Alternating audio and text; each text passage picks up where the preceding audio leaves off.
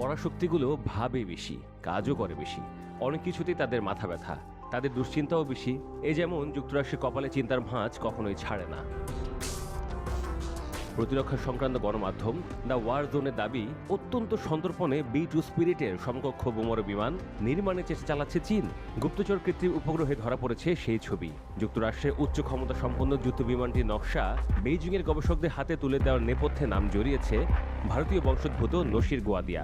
তার এই কর্মকাণ্ড ফাঁস হতেই তাকে গ্রেফতার করে মার্কিন গোয়েন্দা সংস্থা FBI। দ্য ওয়ার জোনের প্রতিবেদন অনুযায়ী চলতি বছরের 14 মে চীনের জিনজিয়াং প্রদেশের মালান এলাকার গুপ্ত ঘাঁটিতে দাঁড়িয়ে থাকা স্টেলথ শ্রেণীর একটি বোমারু বিমানকে ক্যামেরাবন্দি করে মার্কিন গুপ্তচর উপগ্রহ। সেই ছবি পেন্টাগনে কর্তা ব্যক্তিদের নজরে পড়তেই চোখ কপালে ওঠে তাদের। B-2 স্পিরিটের হুবহু বোমারু বিমানটি পরীক্ষামূলক উড্ডয়নের প্রস্তুতি নিচ্ছিল বলে জানা গিয়েছে। প্রযুক্তি চুরি করে চৈনিক গবেষকরা যে ওই যুদ্ধবিমান তৈরি করেছেন তা মার্কিন গোয়েন্দাদের কাছে অনেকটাই স্পষ্ট হয়ে যায়। চীনের হয়ে সেই গুপ্তচর বৃত্তি কাজটি করেন নসির। B-2 স্পিরিটের নির্মাণকারী সংস্থা নর্থ্রপ গ্রুম্যান এর সাবেক প্রকৌশলী তিনি।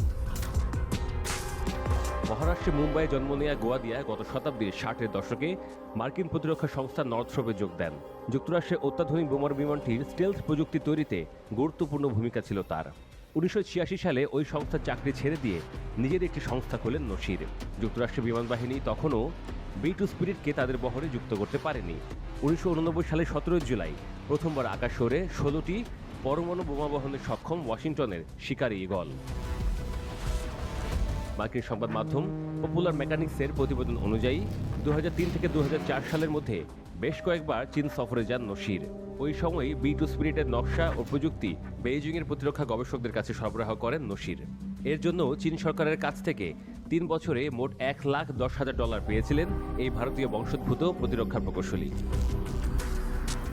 2004 সালে একটি আসবাবের মধ্যে যুদ্ধবিমানে ইনফ্রারেড প্রযুক্তি বাজেয়াপ্ত করে FBI। তদন্তে জানা যায় ওই আসবাব নসিরের বাড়িতে যাওয়ার কথা ছিল। এরপরেই তার গতিবিধির উপর নজর রাখে FBI। তবে নসিরকে গ্রেফতার করতে FBI-কে অপেক্ষা করতে হয়েছিল আরও একটি বছর।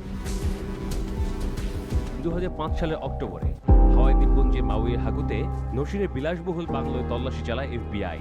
সেখান থেকে বেশ কিছু গুরুত্বপূর্ণ নথি, বোমারু বিমানের জটিল প্রযুক্তি সংক্রান্ত নোটস এবং চীনা সরকারের সঙ্গে কথোপকথনে ইমেল বাজেয়াপ্ত করেন গোয়েন্দারা। গ্রেফতার করা হয় নসিরকে। প্রথমে গুপ্তচর বৃত্তির কথা অস্বীকার করেন নসির। FBI-এর লাগাতার জেরার ফলে এক পর্যায়ে তদন্তকারীদের কাছে লিখিতভাবে সমস্ত দোষ স্বীকার করে নেন। তখনই জানা যায় শুধুমাত্র বোমারু বিমান নয়, চীনকে ক্রুজ ক্ষেপণাস্ত্র তৈরিতে প্রযুক্তিগত সহযোগিতাও করেছিলেন তিনি।